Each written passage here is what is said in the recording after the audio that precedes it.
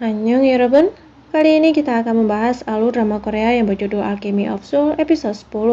Namun sebelum melanjutkan videonya, jangan lupa untuk like, komen, dan subscribe agar channel ini terus berkembang. Bagi yang belum menonton episode sebelumnya, silahkan cek videonya di playlist. Check it out.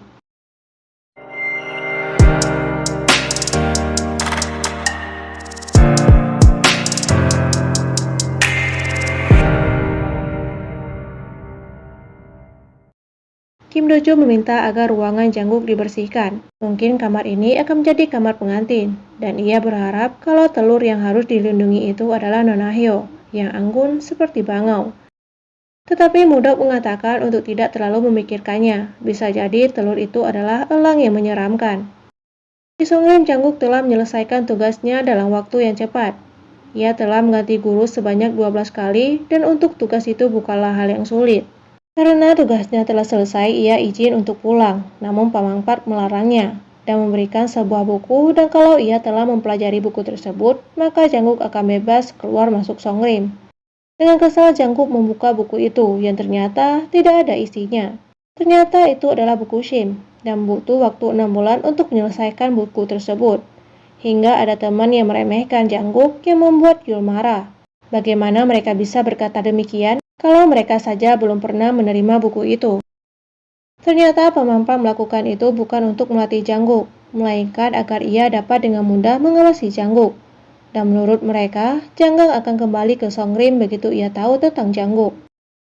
Janguk kini tengah dibuat bingung oleh buku itu, karena apapun yang ia lakukan di atas kertas tersebut, maka buku itu akan kembali seperti semula. Dan kini ia sadar kalau ia telah tertipu. Di saat Janguk ingin kabur, ia malah diciduk oleh Nona Hyo, dan ia meminta agar wanita itu merahasiakan hal tersebut. Hyul datang menemui Mudok dengan alasan mengambil payung yang ia pinjamkan. Tetapi Mudok telah membuang payung tersebut karena telah rusak. Hyul meminta untuk menggantikan yang baru. Hyul meminta payung dengan kualitas yang bagus. Dan payung itu satu-satunya yang ia miliki. Ia jarang menggunakan payung itu karena kakinya masih terasa sakit. Yang dengan refleks, Mudok menanyakan itu. Namun setelah sadar, ia mengatakan hal itu ia ketahui dari Janguk. Kakinya belum sembuh karena temannya dulu di Dahyanguk pergi tanpa bisa ia mengucapkan salam perpisahan. Makanya luka tersebut belum sembuh. Lalu mengambil payung yang ia inginkan dengan harga yang cukup tinggi. Membuat Yul senang dengan ekspresi Mudok. Janguk yang telah berada di kediamannya tak menemukan Mudok dan malah mendapati cemilan yang ia sukai. Ia heran kenapa di Songram tidak ada cemilan seperti itu. Bahkan setelah pergi pun ia kembali untuk mengambilnya lagi. Di lain tempat, si Jolly ini ingin mengakhiri hubungan pura-pura mereka, namun urung dilakukan karena sebentar lagi akan ada pertunjukan sihir dan mereka berencana untuk pergi bersama. Mudok yang membeli permen untuk tuan mudanya tanpa sengaja melihat perekrutan pelayan di Songram. Setelah menitipkan permen itu kepada Yul, ia pun pergi. Wanita pencuri itu kini telah diciduk, lalu ia pun melarikan diri. Di saat sudah aman, ternyata ia malah ditunggu oleh laki-laki yang ternyata uangnya juga disliding oleh wanita bernama Sowi itu. 이건 뭐냐? 근데 이게 또 사기치려 그러네? 응? Hingga Yul datang menolongnya. Karena tongkat wanita itu patah, ia menyerahkan payung miliknya sebagai ganti tongkat. Setelah menjauh, tiba-tiba ada seseorang yang sliding Sowi. Mudok yang tahu tuan mudanya ada di rumah langsung berlari, namun karena telah menunggu lama, Janguk pun pergi. Begitu sampai, Kim Do-joo mengatakan bahwa Janguk baru saja pergi. Mudok berlari lagi untuk menyusul. Begitu melihat Janguk, ia pun memanggilnya. Mudok meminta agar Janguk melakukan tugasnya dengan baik dan meminta menunggunya di Songram. Lalu ia melemparkan sesuatu ke arah Janguk. 들키지 말고 잘 가.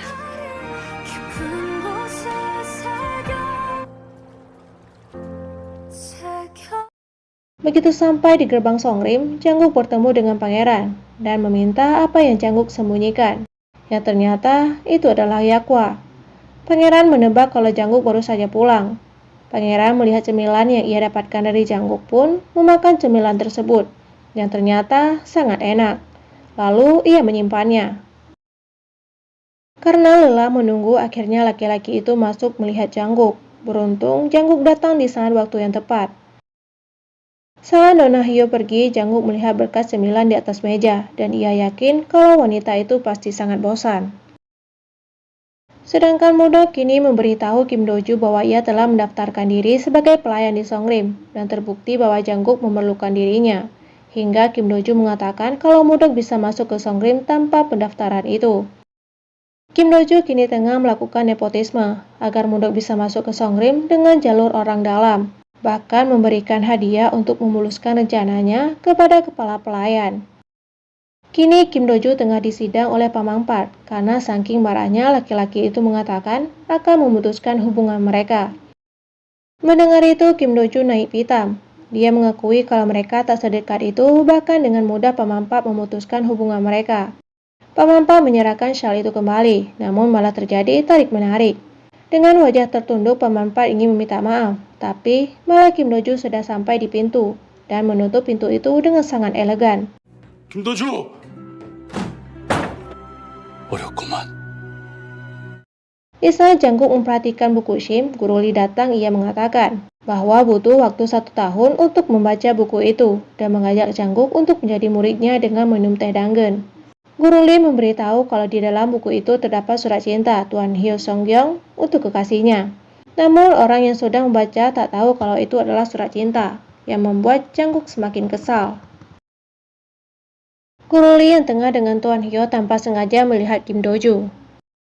Kim Doju mengucapkan terima kasih telah membantunya waktu itu dan menyerahkan syal itu sebagai hadiah, bahkan memakaikannya.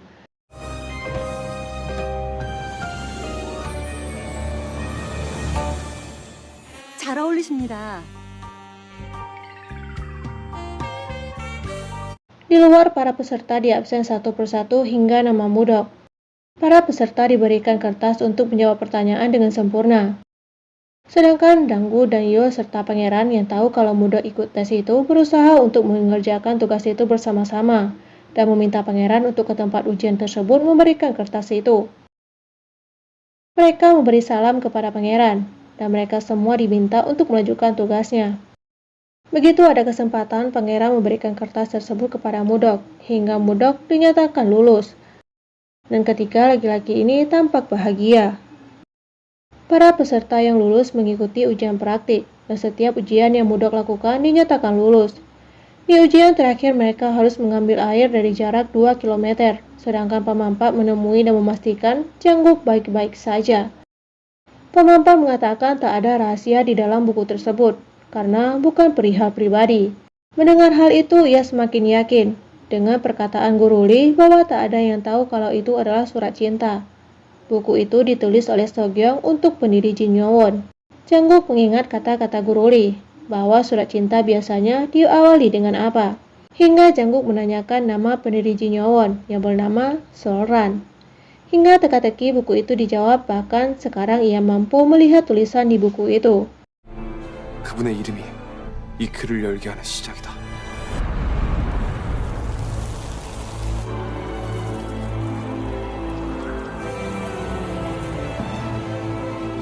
보인다. Jangguk menuliskan isi buku tersebut ke selembar kertas.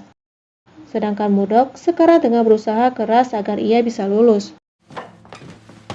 어디 가나? Jangguk memberikan kertas itu dan pergi.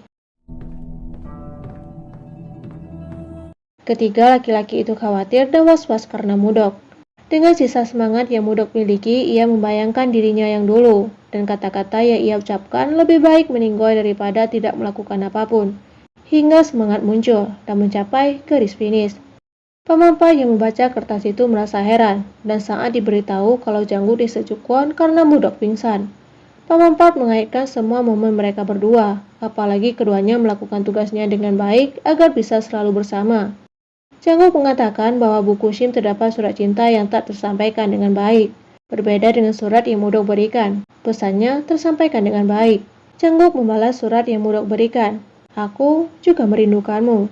Mudok membatin, bodoh, seharusnya surat cintanya tak boleh tersampaikan. Dan episode 10 pun berakhir, lanjut episode 11.